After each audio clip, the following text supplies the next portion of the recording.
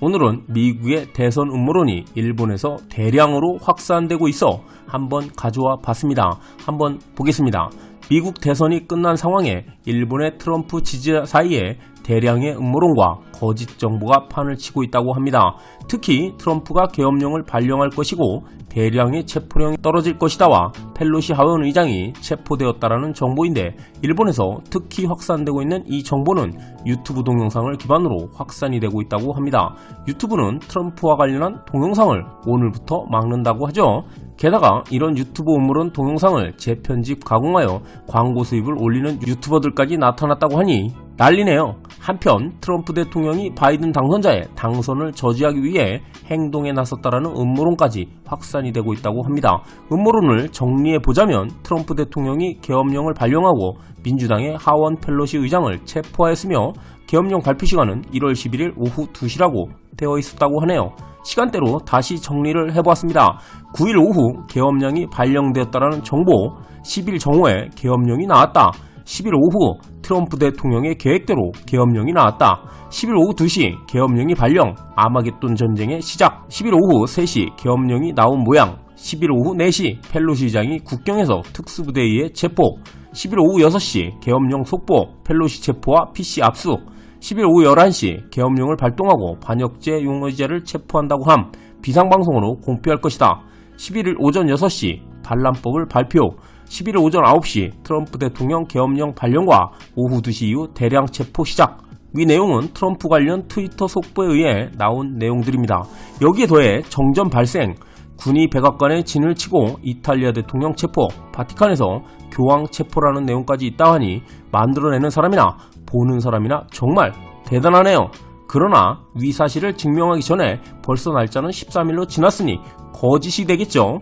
특히 미국의 법 제도상 대통령이 계엄령을 비상 발령하는 것은 가능하지만 전쟁 시나 내란 시에 공표된다는 것을 감안하면 말이 안 된다라고 하네요. 하버드 법대 노아 펠드만 교수는 선거에 지는 것으로 계엄령을 발령하는 것은 발령 요건을 갖추지 못한다고 미 팩트체크 사이트에 말했다고 합니다. 물론 트럼프 진영의 일부 지지자가 계엄령을 발령해야 한다라고 하는 말이 주요 언론에서 있었지만 트럼프 대통령 자신도 부정하는 내용인데 음모론 추종자들에겐 음모론 확산에 기름을 붓는 주요 요소 중 하나라고 합니다. 이번 1월 20일 바이든 당선자의 취임식을 위해 워싱턴은 비상사태를 우려해 경비를 강화할 것이라고 했지만 계엄령이나 반란 등에 대한 언론의 정보는 없다라고 합니다. 그러나 이런 음모론의 진원지가 트럼프와 친한 리누드 변호사인데, 리누드는 미국 구구주의자들의 모임에서 이번 음모론을 전개하고 있다고 합니다.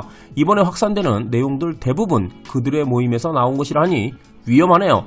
바티칸에서 교황이 체포되었다는 사실, 이것도 그 모임에서 확산이 되었다고 합니다. 참고로 이 사항은 진실인지 거짓인지는 모르겠으나 교황이 여러 범죄 혐의로 체포되었다는 내용인데 이탈리아 관련 뉴스로 잠깐 나왔다가 삭제돼서 찾아보기는 힘들더군요. 어쨌든 트럼프와 관련 있는 지인에게 신뢰성이 있는 것으로 판단이 되어 일본 지지자들 사이에 이해 호응하듯 음모론이 확산이 되고 있다고 합니다. 하원 의장인 펠로시 의원도 체포되기는커녕 12일 의회에 출석하였으니 도대체 이런 믿음은 누가 주시는 게요? 차라리 나를 믿으시오. 네, 말이 말을 만드는 상황으로 변질이 되어 저렇게까지 됐지만 어쨌든 제 주변에 저런 내용을 믿고 있는 사람이 있어 내용을 구성해 봤습니다. 그냥 저런 건 가십거리로 재미로만 보는 게 좋을 듯 합니다. 너무 믿지는 마세요. 1번 반응입니다. 미래의 예상을 음모론이라고 부르는 게 이상하잖아. 굳게 믿으시는군요. 화이팅입니다. 옛날이라면 음모론 자체를 말하는 사람을 바보라고 했는데 지금은 바보보다 신도라고 해야 되겠죠. 코로나로 집에서 한가한 놈이 많은 거지.